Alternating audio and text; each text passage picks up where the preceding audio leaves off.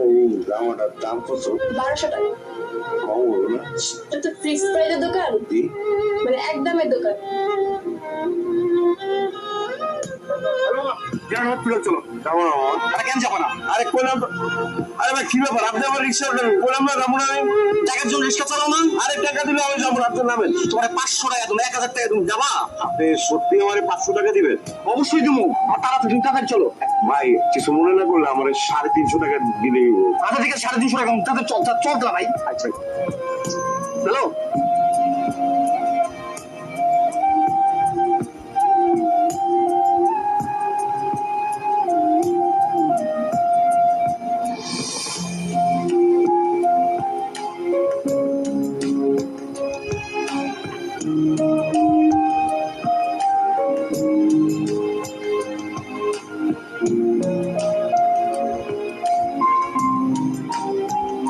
এতগুলো টাকা ফেরত দিয়ে দিন।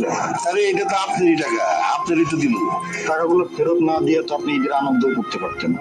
ওইটা পারতাম, আপনি তো বিপদে পড়তেন। আর আমার যেটুকু আনন্দ সেটা আপনার কাছ থেকে আমি পাইছি। আমার মাইয়া টুনি একটা নীল জামা কিনতে চাইছিল, আমি সেই জামাটা কিনছি। ঈদের দিন টুনি ওই নীল জামা পরে আমার সামনে দিয়ে ঘুরবো, এটাই আমার।